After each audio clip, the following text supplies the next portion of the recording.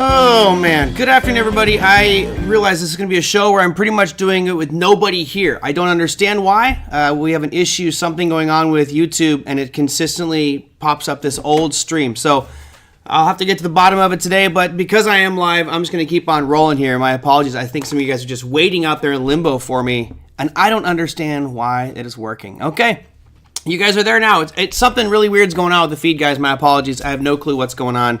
I can't find out the solution. Every time I go live, it brings up an old feed, and there's no way to delete that feed, so I might have to delete some shows here. Anyway, I see some of you have made it over to the show. It might be a Slim Pickens one. Yeah, sorry, Lisa. I don't know what's going on with the feed here, but I will put that behind us and just move on to the fun stuff for today. Wow. We talk about the graphic that was created by my buddy Tim here, which is that popcorn trade of the day, right? That really wild, crazy action. And there were a couple of them that had really wild swings today. But the big one was NVIDIA. And we all knew that was coming. It was a question of which way is it going to go. Some people thinking we're going to have these incredibly, amazing earnings, and other people thinking it was just going to crash and this is the end. I saw a friend of Don Franz, I think it was a friend of Don Franz, talking about how he's loaded the boat short and he's huge position short. Yeah, well, you're broke today, bud. That's why you never go that crazy before an earnings announcement. So let's go look at NVIDIA here. This is after the market closed. I have it on a 5-minute, but I'm going to switch it over to a 1-minute because I just want to show you, and I'm sure you've seen this, but look how crazy it was right as the announcement came out. You see this just long bottoming tail here, and it was nuts on how it just screamed down. I was watching it live and like, wow, it was fast. We went from roughly 950 to a low price of 918. So we dropped 3.4% in under 60 seconds. And then from that low point, it rallied up 7.79% in under 60 seconds, ultimately rallying up about 8.66%. So it was an insane swing. And once you saw the numbers, it's like, I feel like this was just to head fake people into it. Like someone had a big order right on the announcement just to flush it down and then came screaming up because the numbers and all the data that I've seen looks like this is about as good as you want it to be for NVIDIA. So yeah, and that's part of it. I think I'm selling before the split and buy after. We'll get to that, Jer, in just a second. Let's look at the graphic for today. I had AI draw a picture of Jensen Huang, which did a pretty good job of it, I gotta say. It was actually pretty nice. So here is the numbers that they came out with. And I have 3 pages of numbers here just because I'm seeing them from different sources, so it's kind of tricky to make sure I got the right ones.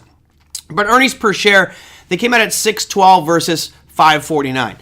This may not seem that significant, but in my opinion, it's incredibly significant. And the reason being, this is one of those stocks where the expectations have, what I feel, have been far overdone. Like everyone's just expecting the world from NVIDIA. And a lot of times they raise that bar a little bit too much and you don't quite jump over it. And I think that's why a lot of the bears are out there going, we've raised this bar so high on NVIDIA with earnings. We're seeing that earnings acceleration. No way they're going to keep that up. Not only do they keep it up, they far exceeded expectations. I thought that was just a massive blowout of earnings to the upside there. Your second one was their revenue. And as Big Ev says, when you beat top line by $1 billion or more, good things are going to happen. Absolutely. Their revenue was that would be even bigger. $26.04 billion. Market expected $24.65 billion. So you're over $1 billion more on the revenue. I mean, this is, if I'm Jensen Huang and my team, I'm throwing a huge party. I am absolutely going to have a rager because of the earnings numbers. Now, there's a lot more to it. So let me go this one. Just numbers for the quarter. Mind you, they did $7.7 billion worth of share buybacks in the quarter. This is also very significant. Remember, when they buy back shares, you're taking it out of supply. My main argument, one of my top arguments for Bitcoin is the whole supply and demand equation. Well, right now, demand couldn't be higher for AI. I mean, it's on everyone's tip of the tongue. I actually did an AI trivia round last night just because AI is so popular. So AI is everywhere, and NVIDIA is the best stop in town and the leader in that space. So if everyone's buying their shares and they're removing shares from circulation, that should push price up even higher. So this has been something that's been continually going, the share buyback, but pulling back $7.7 billion in the quarter, not too bad. And the last piece of data here on this screen was they paid out $98 million in dividends. So they are paying dividends, although $98 million not that big of a deal when you pull in 26 billion. But hey, at least you get a slight dividend there. As Andre says, don't fight AI. Absolutely not. One of the things that got a lot of people in trouble back on the trading floor days when I was in the heyday of late 1990s was people going, there's no way this is going to last. This .com thing, this is just, there's no way, right? And people on that trading floor were shorting that market every day and every day, keep shorting more and more. And I watched them leave in droves, never to be seen again. This is why you always got to respect the mantra, which you're probably sick of by now, which is the trend is your friend until the bend at the end. And at this point, AI is still trending upward and aggressively upward. So, it's about staying long here for the foreseeable future until we start to see things crack. But as it stands, money is pouring in, and these are just kind of first 4 data points I've shown you. Look at some of the other numbers that were released today. You had net income for the quarter was $14.88 billion. Okay. Just for fun here. Normal year-over-year growth. When a company gets like 30% or 40% year-over-year growth, that's a pat yourself on the back. That's a pretty big jump here. What, since I don't have the percentage number, I guess I can calculate it out, but what do you think the year-over-year, right? So if you go back 1 year and look at last year's quarter ending the same period of time, what do you think their net income was for NVIDIA, right? It's currently $14.88 billion was their quarterly income, net income. What do you think that quarterly income was last year? Same time, same place, same channel. What do you think it was? It is a phenomenal increase in the year-over-year jump. And because Big Eb did that, I will bring out, let me see if I can find the, I got to find where I put the result. But I want to show, I'll do it in percentages here. It's actually more than 400%. Nope, not 8 billion.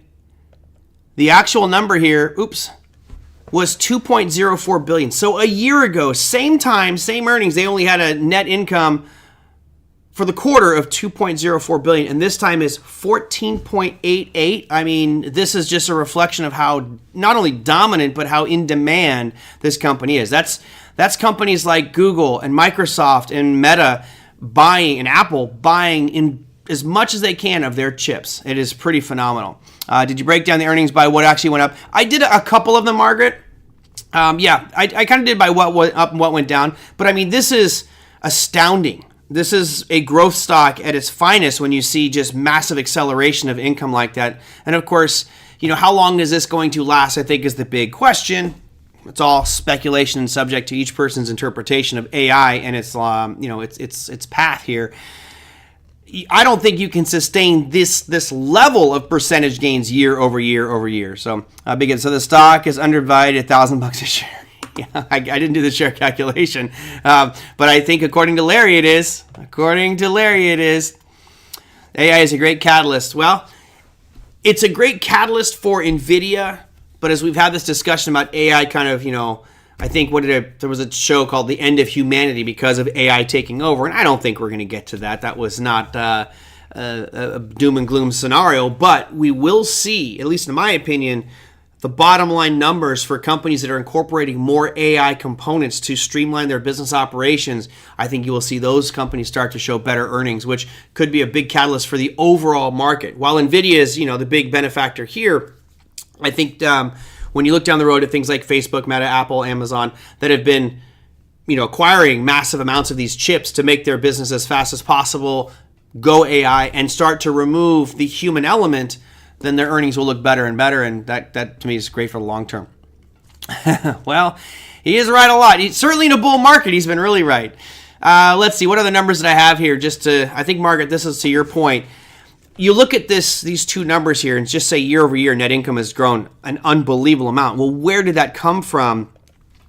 Gaming hardware was up 18%. Remember, this was their bread and butter, right? You're watching this because of an NVIDIA card right now. I've got an NVIDIA card on my computer. If you're a gamer, NVIDIA is kind of the go-to card. I know AMD makes some pretty good chips, but NVIDIA is it. It's the king in that space. And now all of a sudden it's transitioned into this AI piece. So you've kind of got this dual business model where they can stay with retail stuff, retail chipsets for video cards, etc. But that was only up 18%. That's really not that great. Look at the data center category. So looking at data center storage, this has been the real boom for them. 427% just in the data center. I'm sure a lot of it comes from sales of the chips themselves. I can't remember the exact number, but CEOs of some of these big companies saying they're buying tens of thousands of AMD's chips, which, how can they keep up with that kind of production? I don't know. Yeah, Margaret, video card. Yeah, the video card that runs this show. So, on your computer, I have a GPU that runs the whole computer, and you could have a built-in video card, but those are usually garbage. I got a nice video card, so I have triple monitors and make sure that, everything's running nice and smooth here. So, yeah, NVIDIA. NVIDIA is interesting in new companies that buy all the chips from NVIDIA, investing in the new companies, right? So, NVIDIA has a huge advantage, doesn't it, Big Eb? If you think about it, NVIDIA is doing business with tons of tech firms, right? And they can look out there with their business relationship people, and as they're working with, XYZ company that wants to buy 1,000 of these, H100 or A100 chips, or the Rockwell, whatever it is, they'll be looking at their business and kind of analyzing, oh yeah, this could really impact their business. We'll buy that company as well. So it kind of puts them in an unfair competitive advantage because they have the inside knowledge of what these companies plan on doing with AI, which may not be what NVIDIA wants to do with AI, but this other company utilizing it, hey, that's an investment opportunity. They could really be investing in a lot of these groundbreaking companies. So they have a huge advantage there.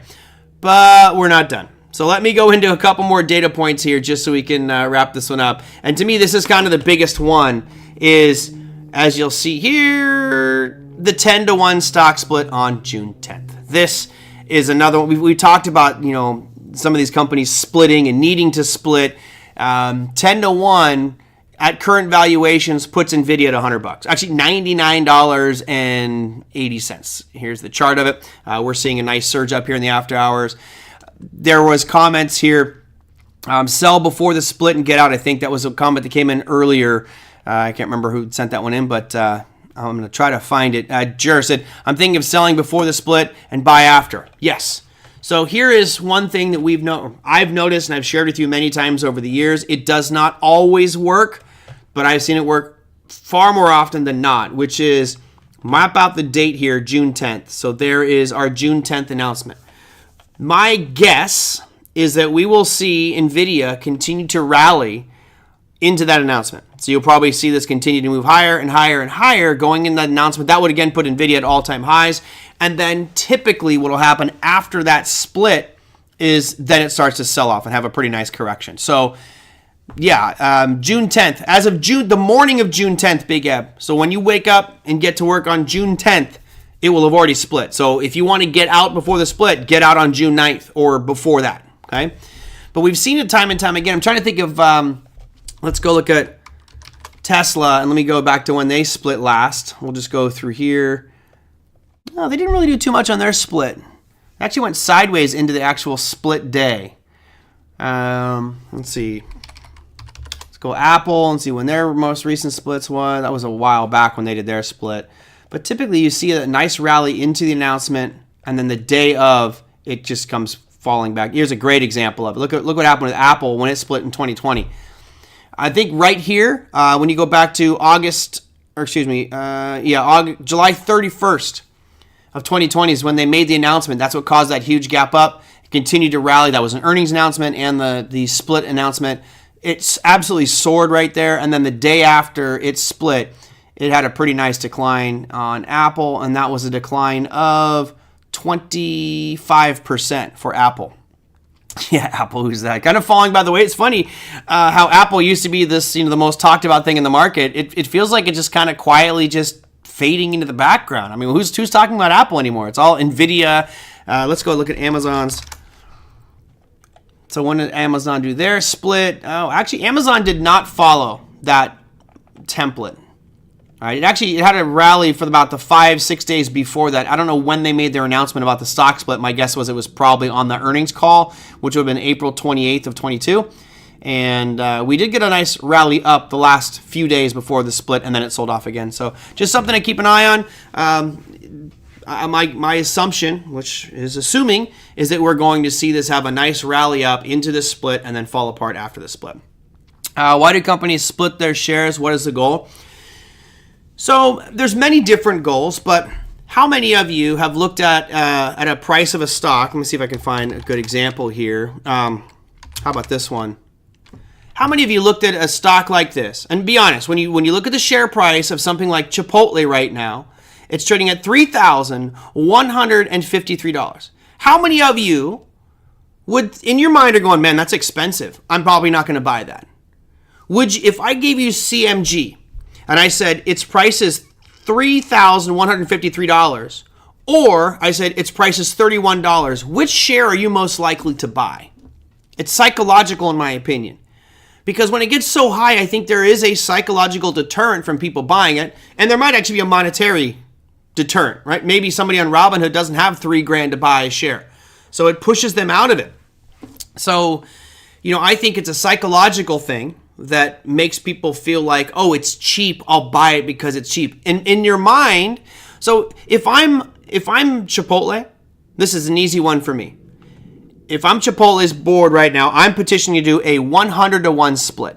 100-to-1, because then that would drop price down to $31 per share. And what will happen is anybody who's seen a historical chart of Chipotle will remember this thing was $3,000 at one point. I remember that. And they'll think it's going to go from $31 up to $3,000 when all they've done is 100 times the amount of shares available. So that's the main reason why they split, is because it's more accessible. You have more shares to work with as well. So if the company is holding shares and they now split, now they can use those shares, maybe a little bit more flexibility with what they can do with those shares from a purchase perspective. But to me, it's about psychological. Human nature veers away from stocks at $1,000 or more. I agree. I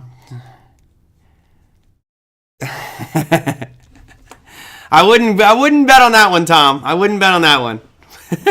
I would not bet on that one. Just because someone likes crypto doesn't mean they get my vote. There's a lot of other more important issues. I think number one is about being a good human being, and you'd lose my vote there. But anyway, option contracts became more affordable. Yeah, and I saw that, Tom. I saw your thing about the double leveraged Bitcoin ETF. I want to check that one out. Thank you for sending that to me. CMG is basically saying it's selling to institutional investors only. Right. You're kind of pricing other people out of the market. So I honestly don't know why Chipotle hasn't split.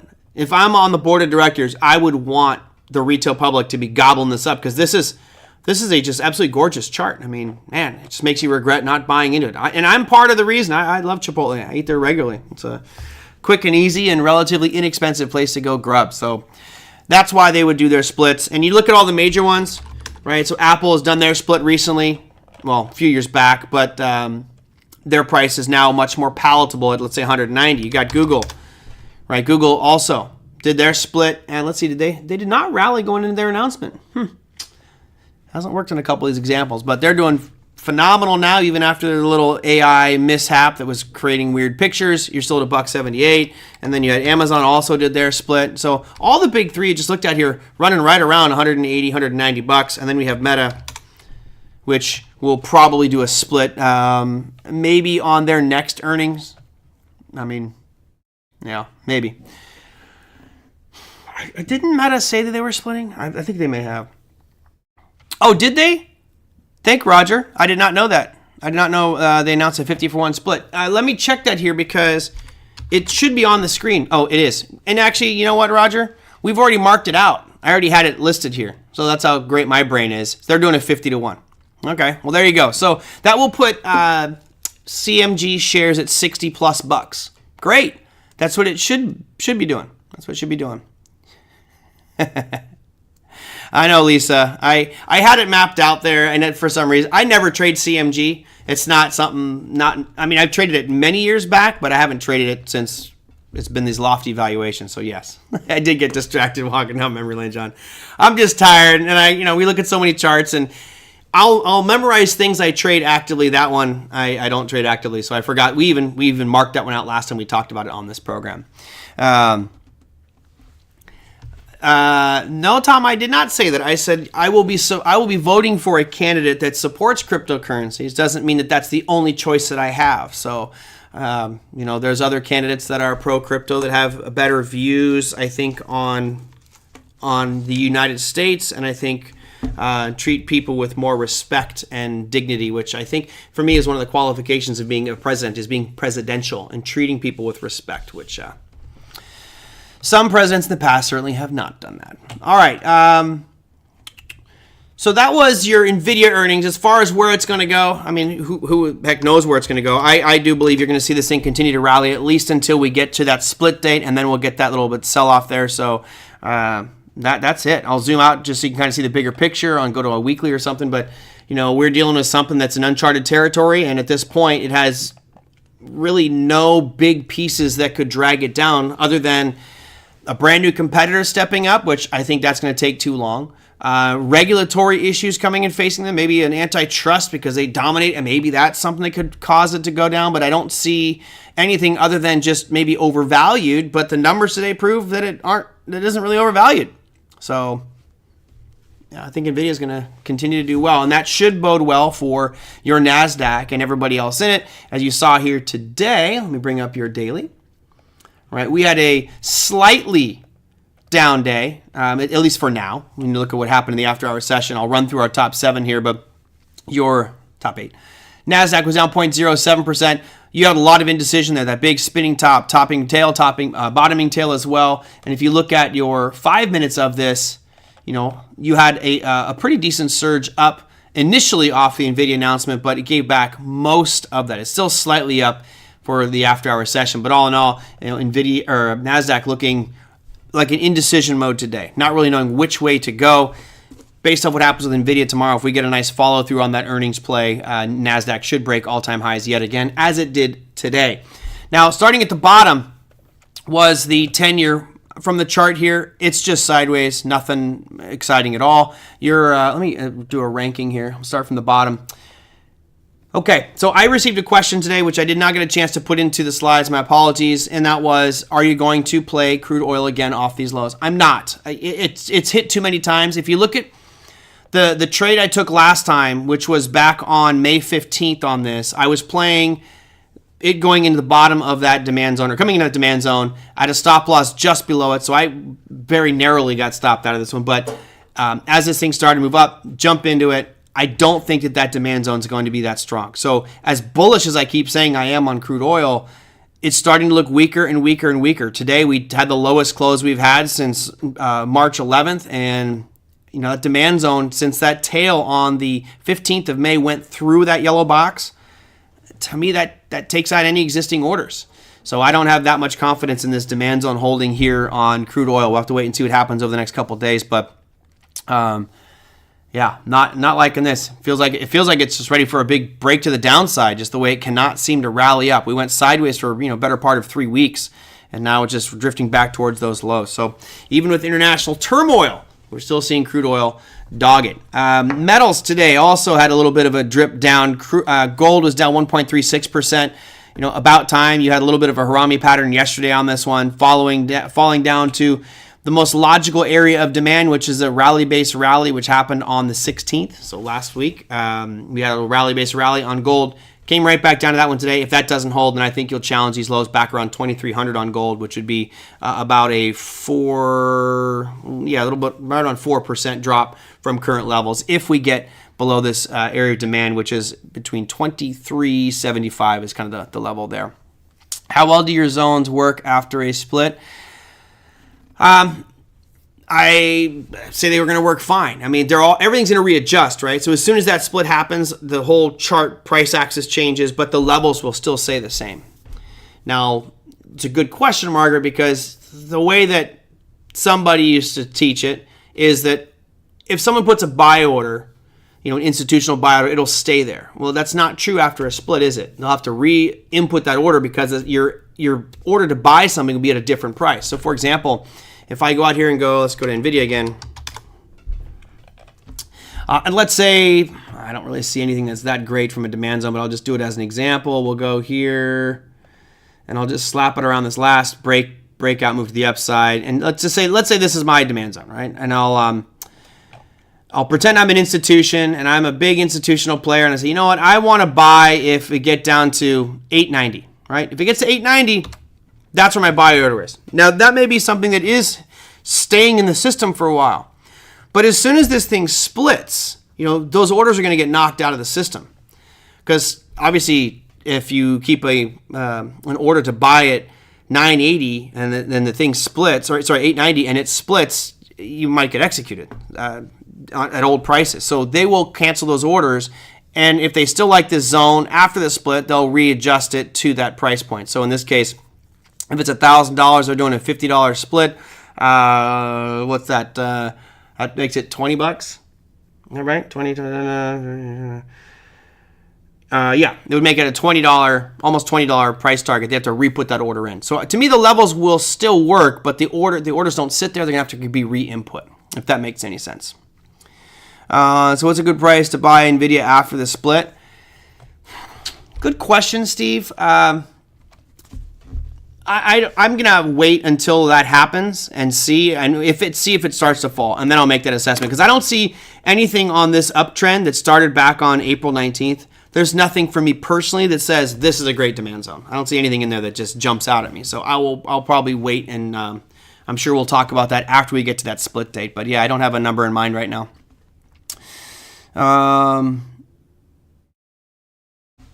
Yeah, that's right, Liz. They didn't split yet, but they've announced their 50 to 1. So let me go to, let's see what else you guys got. Any questions on that one? No. The nominees are not final yet. I know. They're not final yet, but the sad part is we live in a country that's a two-party race. I think there's far more qualified people than the two prime candidates that we have. I think there's not only more qualified, but I think that are much more respectable and have their wits about them. But unfortunately, I don't think that the candidates will get into a three-way or four-way or five-way debate. I think it'll stay a two-party race, which is unfortunate. At some point in my lifetime, I hope that changes so we can actually see difference of opinions and not two political powerhouses push with a bunch of money to get their candidates and shove it down our throats, when clearly we look at 360 million people and these are the two best candidates that represent America's values. Those are the best we got. I mean, that's pretty embarrassing. It just hit the quad mark. NVIDIA. Ding, ding, ding, ding. Yep, 1008. Love it. Man, fantastic rally there. Yeah, not only hit it, but ripping through. Steve says those two are the bottom of the barrel. Yeah, I mean, there's definitely some good qualities to each one of them, but overall, I think we all have people we talk to on a regular basis that you could probably look and go, you know what, you would be a good leader of this country. Now, obviously, you want to have some more experience than the average Joe, but certainly I think that the age limit thing is a factor in my opinion. I think you need a younger person in there, something a little bit more understanding of current market issues. And just their wits about them. But anyway, we won't make a political show, my bad. So I'm going to shift here actually, let me go through this top 8. We're almost to the top, and then I want to go to one question from Tom, which is a great one. We went through these. Here is the Russell 2000, which broke down below that 2100 mark, which to me tells me we're probably going to head down towards this 2069. We broke kind of that shorter term kind of holding area on it. Now I feel like we're going to drop even lower. So I feel like this does want to have a pullback even deeper, even though the S&P might get a little bit of a bump from NVIDIA. Same with the NASDAQ. Still feel a little bit weak on the Russell, which is down 0.85% today. S&P was down 0.33%. It was actually down much more. I am still short on it. I did not get stopped out today, so we'll see if I get follow through on that one. I'm holding my ground on my stop loss. If it's there, we'll have to respect my rules and get out. NASDAQ. All right, this is including the after-hour session, which of course has NVIDIA. It also has Snow, which I think might be in the NASDAQ 100. I believe it is. Again, long topping, bottoming tails, complete indecision on this one as we speak. There's arguments that can be made for a bullish move out of this and bearish. Typically, from my experience, when you have a big rally like we've had for the past couple of months, when you have a spinning top like that after a real aggressive move, it usually is a profit-taking piece, a little bit of reversal, but we've had shooting stars that have not been respecting that either, so we'll have to wait and see how I decide to trade this one tomorrow. Your 10-year was your third place finisher. Again, we looked at that chart already, didn't really do much, just sideways. Dollar index was up slightly, rebounding off of those lows. We saw that yellow box that I'd drawn in going back into April 8th and 10th. And here we are bouncing off of that one nicely. The question is, do we get above 105, which was that it was a demand, it was supply, then it became demand, and now it's going to be supply again, depending on how you look at it, but we're coming right up to that one today. We had an intraday high on the dollar index of 104.969, so pretty much tapped into that 105 today. If that holds, then we'll see this thing come back and challenge that yellow box for demand again. But we've got a nice downtrend going since mid-April. And finally, your number one performer, which actually is down a little bit, it was up 0.45% on the day, is your Bitcoin. We had that massive shooting star yesterday on Bitcoin, but it's still holding fairly well. And that brings me to the question that Tom sent in here, and let me format it because I just copied it straight from the from YouTube. I think you posted this one. Did you do YouTube? Oh no, you sent this one by email, but I didn't format it. So let me format this real quick so it looks a little bit better. I don't like when things are unformatted. Let's see, make this full screen over here, and we'll format that so we have. It looks a lot better. Okay, there's your question. He's talking about Bitcoin and the big sell-off we saw. You see some pretty sharp, really aggressive moves in cryptocurrency and digital assets. Yet specifically, I'd like to know who sells right after a sudden drop. They wouldn't sell all day, but then the price drops $2,000 and suddenly they're selling. There's no market maker, so it's whales just acting as a market maker to manipulate price down. No, that's not it. So if you use decentralized exchanges, so let me go out here. Let me see if I can. I don't have my wallet connected. Let's see if I can. I'll go to Aave. Aave is a lending protocol. That question. You got all kinds of questions for me, Tom. Let me launch. I don't think I have my wallet connected here. Yeah, my wallet's not connected, so it's not going to work for us here. But let me just opt out. If you go to something like Aave, I can lend out different cryptocurrencies. So let's say I do it with Ethereum. I could supply Ethereum. Basically what happens is I deposit my Ethereum here and I earn 1.56% yield. They're loaning it out. I can then borrow. So basically I can lend cryptocurrency and borrow against it. So what we end up getting is there's people who will deposit Bitcoin and then borrow dollars against that. So they're using that Bitcoin as collateral. So let's say Bitcoin's $70,000. They'll deposit $70,000 worth of Bitcoin. And let's say that the lending protocol will let them borrow 50% LTV. So I've got $70,000 worth of Bitcoin in there as my collateral, my deposit. Now I can take $35,000 out and borrow against that. My Bitcoin's still there, but now I've got $35,000 worth of cash, if you will, that I can do something with. I'm borrowing against my crypto.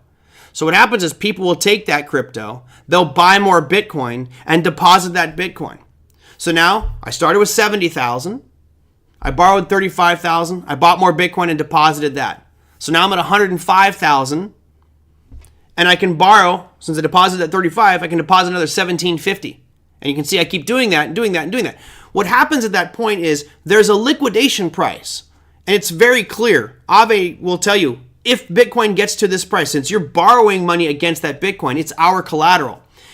If it gets to, let's say, 62,000, it's automatic liquidation. There is no margin call. There is no warning. There is no, hey, if it hits this number, done. Automatic liquidation of that portfolio, and that could be impacting directly the market. They'll just simply sell that in a click of a button, and that could cause those sharp moves. That's a major factor in these huge swings that you see is liquidation of leveraged longs or leveraged shorts. Let me see if I can show you an example of this that might be clearer. One is called DeFi Llama. I'm finally right. So here's just a cool little resource for those of you who are interested in this one. This is a site called DeFi Llama, and I apologize. I know it's I usually like the white screens, but I'm going to look over here on the left-hand side, and you can see you have the different chains, the bridges. I can go down here to Borrow Aggregator. Let me see. I think this is the one. Oh, no, sorry, Liquidations. There's literally a tab that says Liquidations. So let's say you're looking at, Ethereum. All right, fine. I can tell you that if Ethereum gets to a price of $1,528, there's a massive amount that's going to be liquidated. And that will automatically, in this click of a button, be initiated. Now, You usually don't see big blocks, right? The next kind of big block here is at 2,983 on Ethereum, and that would be at MakerDAO. So you can see the different lending protocols there. As I keep my cursor where it's at, you have MakerDAO, Aave, Compound, Venus, Mimo, Trader Joe. These are all different decentralized exchanges. So that's a major factor as to why you're seeing liquidation happen and these giant swings that you're like, whoa, out of nowhere, why would you sell? Because price is down $2,000 on, let's say, Bitcoin, it'll trigger that liquidation price and it falls even further. Because the DeFi marketplace, the lender who lets you borrow against your own collateral, they don't care. They don't care what price is. All they care about is the risk management. So it's an automated execution that will instantly execute, dump those shares regardless of what happened with price. And typically it happens when markets keep falling. I hope that answered your question, Tom. That's the big part of why you see those spikes. Certainly, whales could always be a factor, and you can track transactions. You can go to, there's different blockchain explorers and sites that offer data analytics on activity for specific blockchains, and you can see who is doing what movement. But I don't subscribe to those services. They're typically paid for. That's why he tells us it's dangerous to invest in those leverage ETFs, right? Well, that's different. You know, when you talk about a leverage exchange traded fund on an exchange like NASDAQ or S&P or NASDAQ or New York Stock Exchange or Amex, that's a very different mechanism than what happens with cryptocurrency lending protocols, right? Those are DeFi marketplaces that, you know, they're out for themselves with regards to protecting their portfolio. So they'll do automatic liquidation. If you are in a double, triple leverage long ETF, the main reason I'm concerned for those ones is over time they decay, regardless if it's double, triple, long, or short. The longer you hold them, the worse they perform, and they will decline over time, regardless of what happens to the underlier. Whether if it goes up or down, you'll still lose more money the longer you hold it. So that's why I'm always concerned about anybody touching those leverage ETFs. Just be really careful with those ones. Okay. All right. Let's see. What do I got? I think you guys are still talking about the CME one. Yeah, CME, the exact date for, that's CME Group. CMG. Yeah, that Chipotle one will be June 26th is their split date. That's when we marked it on here. June 26th. And then NVIDIA will be much sooner than that. It'll be the 10th. So it's funny that Chipotle gave us like this really long notice, and NVIDIA's like, nah, it's coming up soon. Get ready for it. Yeah, I've been, I talked about my bullishness on utilities, and it has just been going gangbusters. You know, part of the reason that I was talking about my bullishness on utilities is I was feeling, incorrectly in hindsight, that we were starting to see a rollover in the equity markets, right? It felt like it was slowing down and stalling, and I thought we would start to see money roll into utilities as kind of a hedge against a potential market sell-off, because it does perform better in a bear market recession type environment. But it's been a pretty crazy rally up here. My guess on this one is why it's moving so much. I'll let you guys type in. Why do you think we're seeing utilities show such strength, everybody?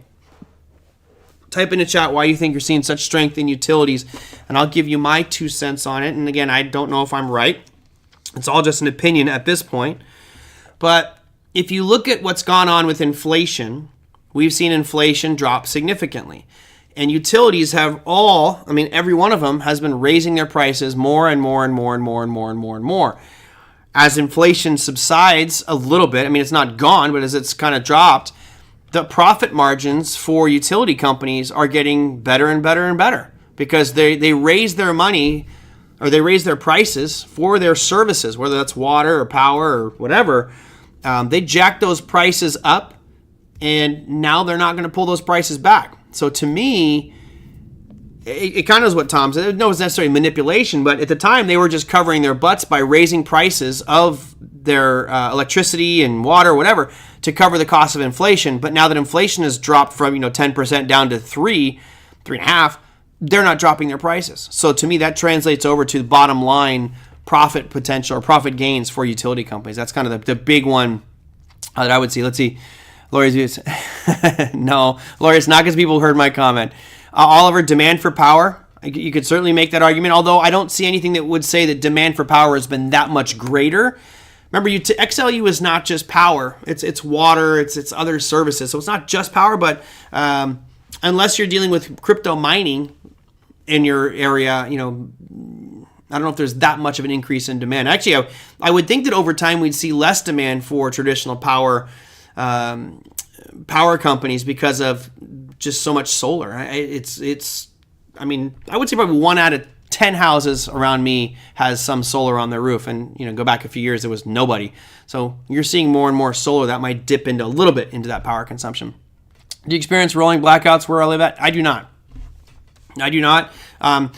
One little thing that I think is important for all of you to know, whenever you decide to move and buy, you can find grid maps, power grid maps, and if you buy your home on the same grid as the police stations and the fire departments, you will not get rolling blackouts.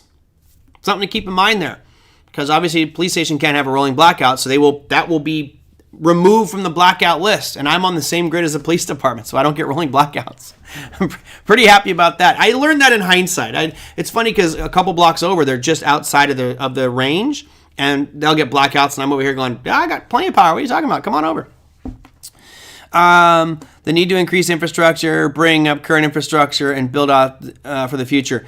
So that's another piece for them, right? They may have been building different facilities, different techniques to harness the power of water, and they're passing those costs on to you, which may give them more streamlined efficiencies in the future.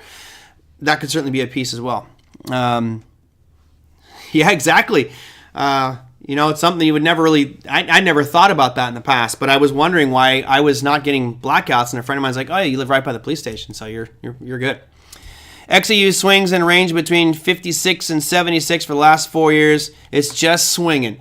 Well, it's just swinging, but it's also had just a beautiful run. I mean, look at that low from 55 all the way up, and that's a good one.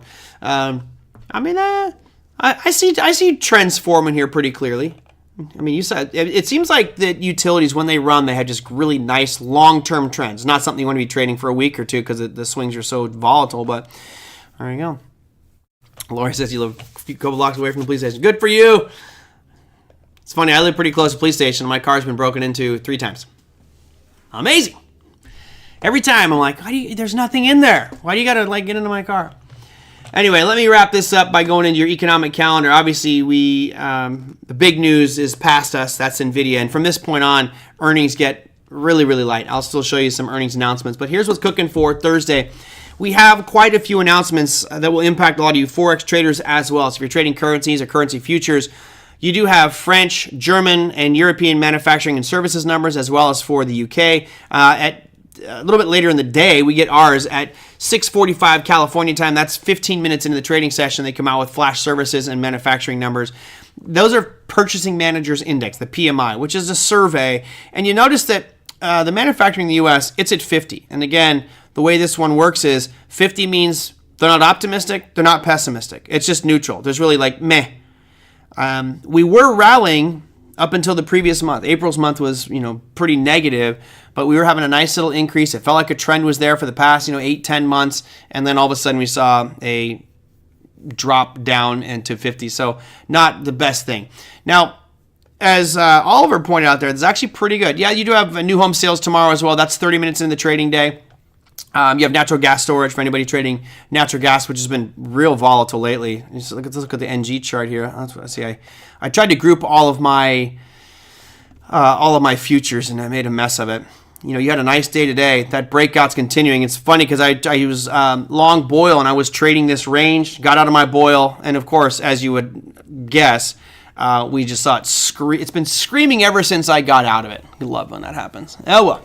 I'll never complain about making a profit. Just profit left on table annoys me, as I'm sure it does some of you. I was going to wrap up, but dang, Oliver had to ask about Ethereum's ruling on Thursday. So at any point between right now and Thursday, the Fed has, or the SEC could make an announcement at any time on the Van Eck spot Ethereum ETF, which is why we've seen such a huge surge in Ethereum and crypto as a whole. There is another announcement scheduled for Friday. So you have 2 announcements. One is for Van Eck tomorrow. The other one will be for the ARC one on Friday. So one of two things is going to happen. No, I mean tomorrow. Tomorrow, Big Eb. Mañana. I can show you, one sec as I bring up this presentation. What was that for? Bear with me as I bring this up for you so I can show you. Just so I can show you the list because it was pretty... let's see, which one did I do it on? Oh, great. I don't remember where I put that one. Let's see, 21st. Okay, so here you go.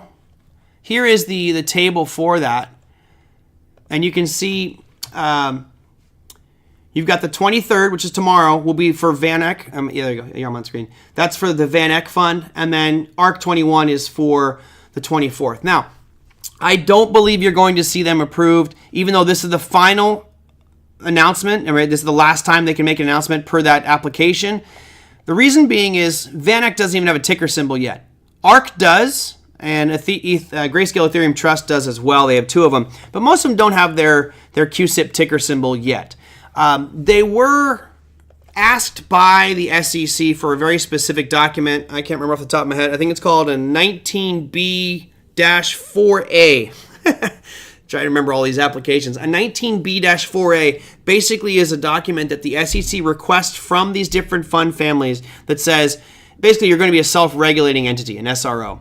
And they have asked that from several of these projects, which is a very positive sign, but I just don't think you're going to get the approval for 2-spot Ethereum ETFs tomorrow. To me, we need to hear the SEC change their stance a little bit. The SEC has not at all budged on their stance that Ethereum is a security. So until that changes, I can't see them approving these ETFs. So that's the tricky part. The other piece here is notice all the different ones. You can see that next week you have the Hashdex NASDAQ Ethereum ETF. That's going to happen on the 30th. You also have a Grayscale Futures Trust, which is already done. And then there's a whole bunch of other dates coming up here that will need to be, honored or reevaluated, these Ethereum ETF futures ETF. So it's exciting, but personally, I don't think we're going to see it happen tomorrow. I wish it would. It'd be great. It's one step forward towards acceptance. To me, that's the big piece that's going to cause the huge rally. It's going to be the laws being put in place that make it okay for the average person to touch Ethereum, to touch Bitcoin, to touch Litecoin, to get involved with it, and more importantly, for businesses to get involved with it. And I think we'll see the spot Ethereum ETF approved sometime this year. I personally think it's going to be a political thing. I think what you're going to have is the Republicans use it as a carrot, saying, guys, if you vote for the Democrats, we pushed this through. We got the SEC to approve this. The Democrats are fighting it. Therefore, you want to vote for us. I think that's going to be the political carrot that gets used in the crypto world. And, someone's making fun of me earlier saying, oh, you're going to support Trump because he accepts Bitcoin payments. Look, any candidate out there should accept Bitcoin payments. Any of them. Like I said, the problem is going to be, who are they getting that money from? So it could backfire on Trump. If Trump gets a Bitcoin payment that ends up being from P. Diddy, or Epstein, or some really horrible from Putin, right? If Putin starts putting Bitcoin in Donald Trump's treasury, that's going to make headline news and could be damaging to him. And he'll just go, I didn't know. I get it, but you got to be careful where you're getting these donations. But I think anybody should ever recover crap coins. What crypto are you covering? I cover everything. Margaret.